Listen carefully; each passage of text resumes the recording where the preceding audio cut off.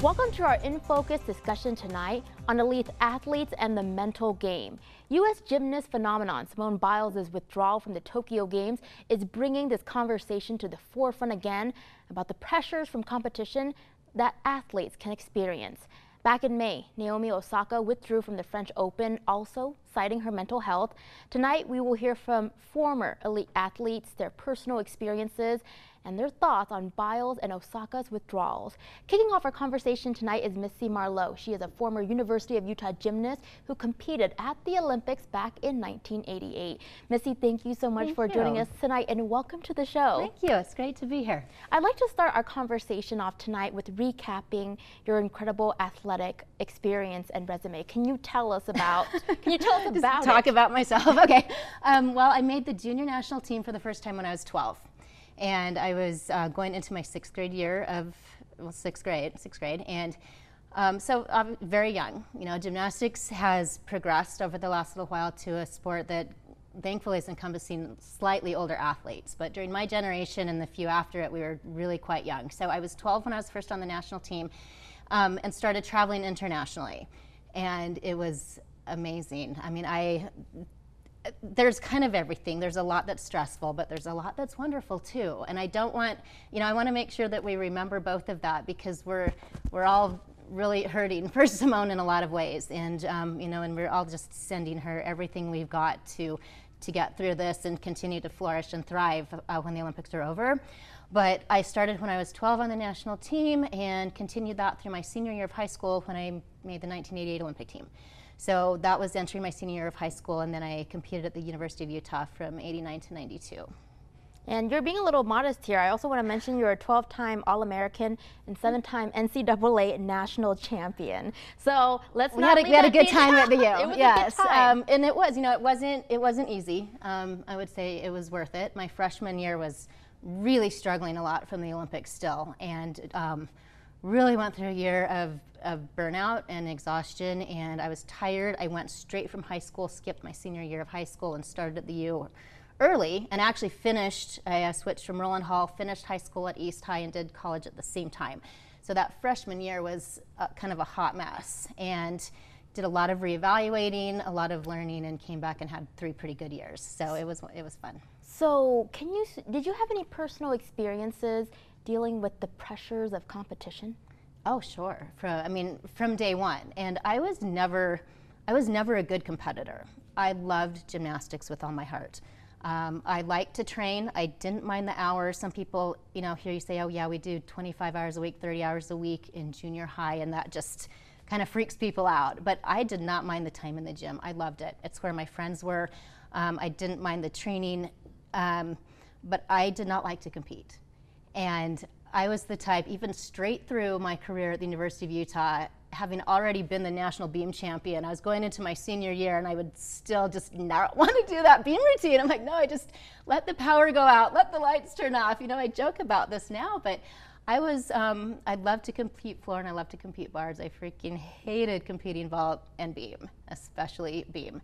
So I started working with a sports psychologist, with Dr. Keith Henshin, who at the time was the University of Utah sports psychologist, the Utah Jazz, consulted with US track and field. And we just tried to figure out, I said, I love the sport, I love what I'm doing, I hate competing, and I'm not competing well. I would either win or fall. There's no in between. It was hit or miss. I'm like, I don't feel in control, I'm shaky. I was kind of the gymnast on the national team that everyone said, God, if she just wouldn't fall, she would be first all the time. So I really had to start working on the basics of just mental imagery, calming down, learning how to breathe, learning how to try to feel warm when you're constricted and cold, learning how to fall asleep at night, kind of the basics to not get physically sick and worn down before competitions, because a lot of times before meets I was getting strep throat. And just kind of going, why am I sick when it's really important? And it was hard to understand because no one was making me do it. I wanted to do it. I loved what I was doing, but that component of it was very hard for me. I wasn't raised in a really competitive family. I'm an only child. I never had to battle things out with a brother or sister, so it didn't come naturally to compete hard and compete well.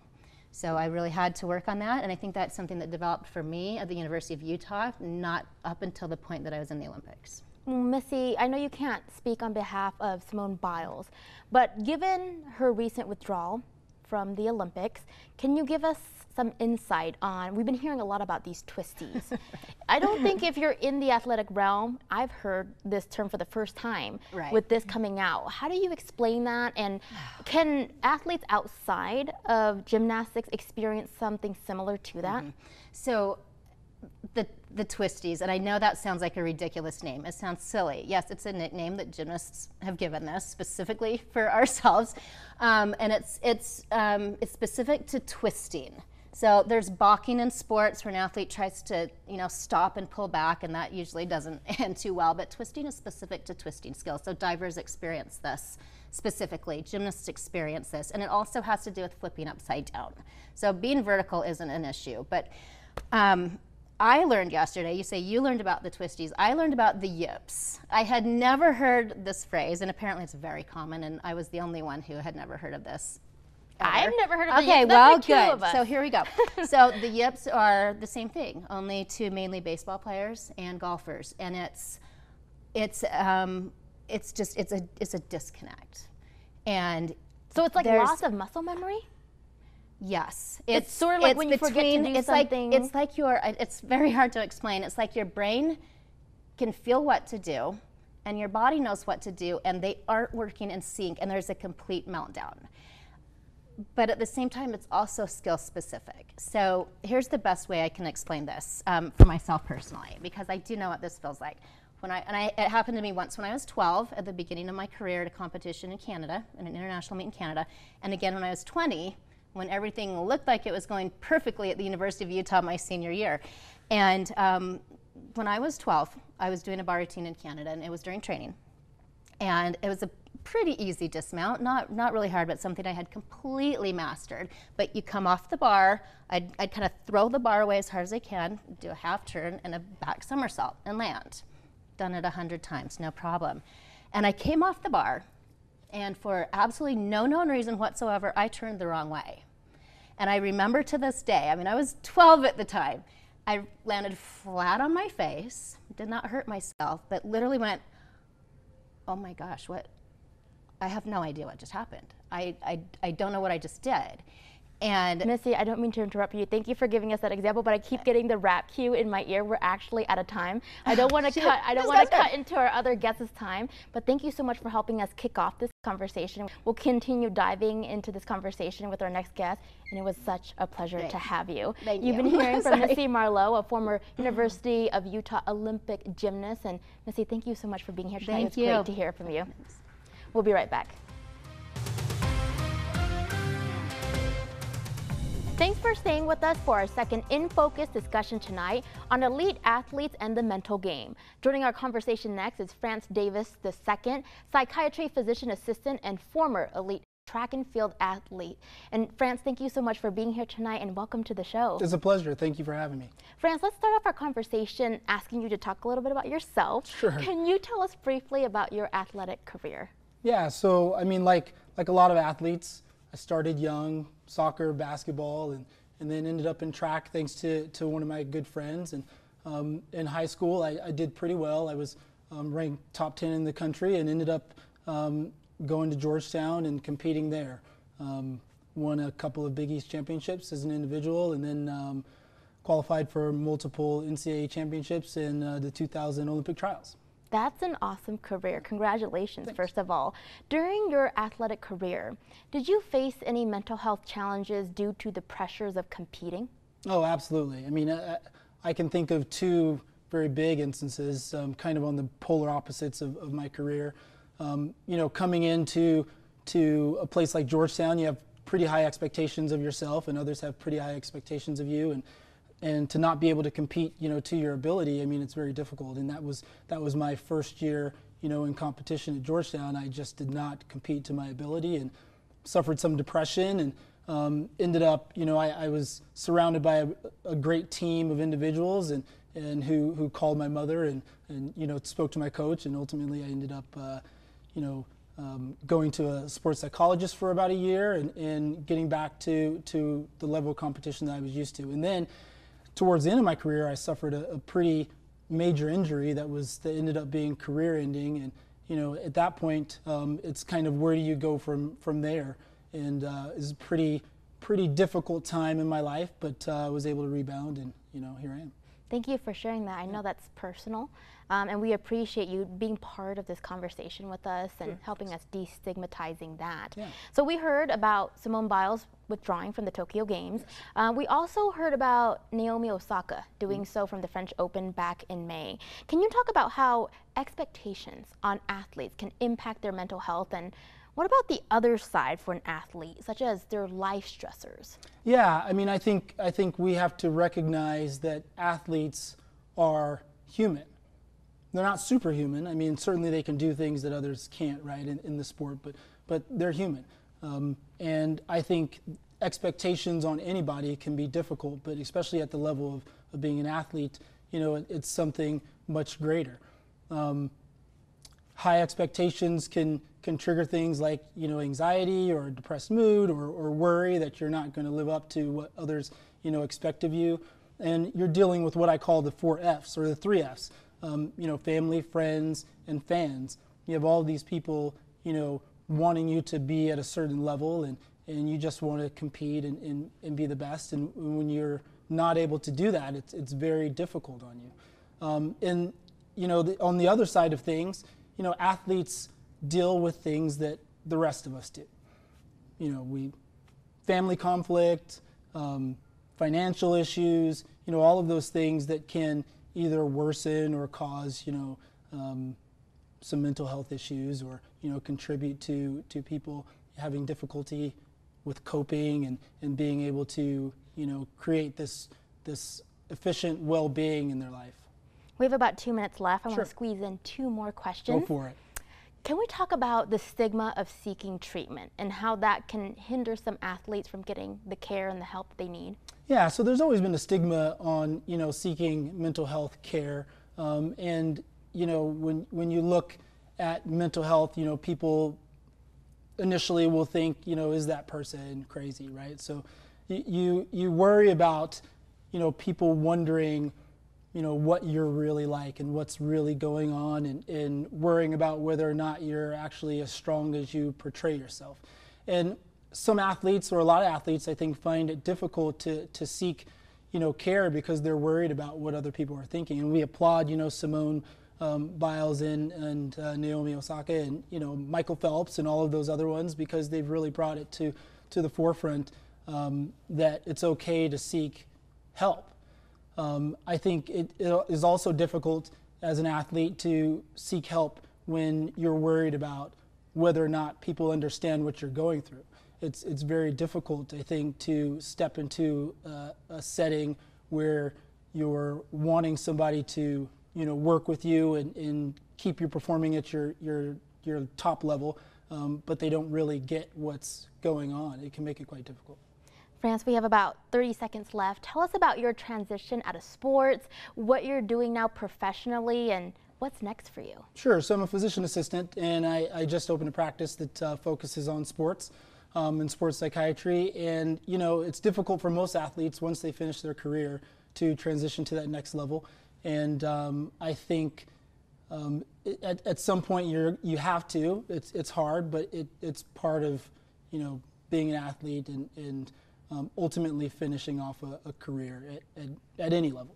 Using what you've experienced, what you know, to help those who are in the shoes that you once were. Correct. I love it. Thank Absolutely. you so much. You've been hearing from France Davis II, psychiatry physician assistant and former elite track and field athlete. France, thank you so much for joining us tonight and being a part of this conversation. Absolutely.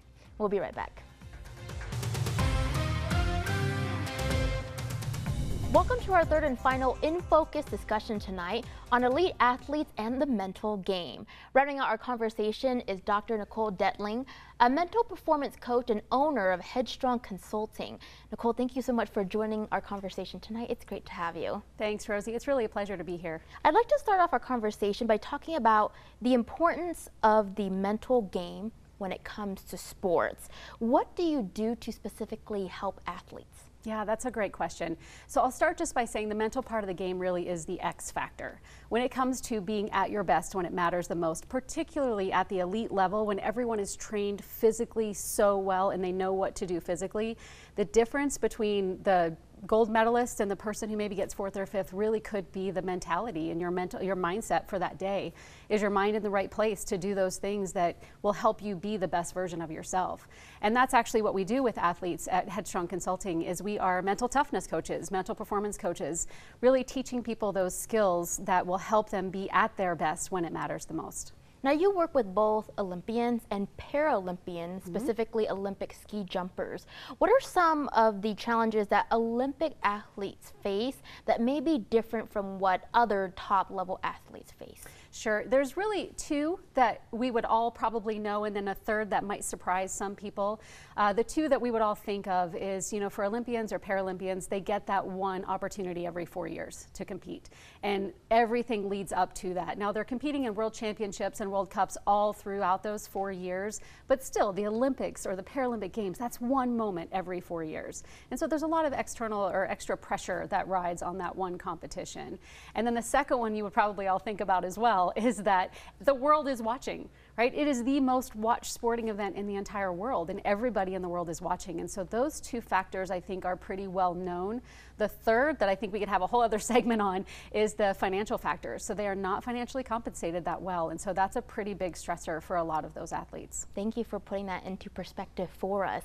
Now, there is a distinction to be made between mental health and mental performance. Can you help us understand that better? Yeah, I really appreciate that question because I think that is a big misunderstanding out there within the general public. And so I think the simplest way to explain it is if you think of your average functioning human being, right? We have good days, we have bad days, we go through some struggles, we have some happiness, right? But we're functioning fairly well. If you put mental health and mental performance on a continuum, with those being the anchors at the 2 ends, and you have that average in the middle, someone who's working in the mental health space would be on that continuum where they've kind of declined from average. They're experiencing some struggles that are clinical in nature. So things like depression, clinical anxiety, eating disorders, those types of things that really require some extra care, some therapy, a lot of specialized attention.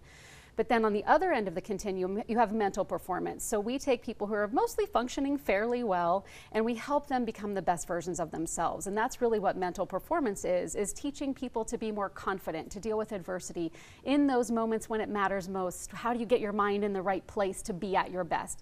That's what we do in the mental performance world. We really just can't take our mental health and mental performance for granted. It really makes that difference, like you said. I know you can't speak for Simone Biles, but what do you make of her withdrawal from the Tokyo Games? Right, yeah, and I do want to clarify that because I think that's an important component. I've never met her, I've not worked with her.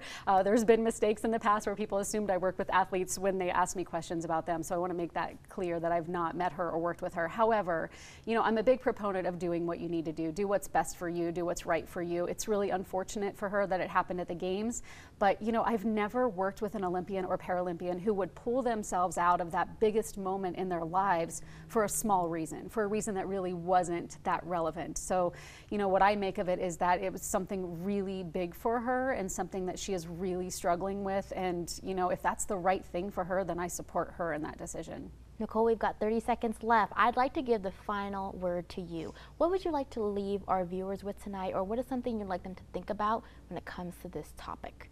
Yeah, I think that we do need to support everyone in our mental health journey because we all do need help with our mental health from time to time.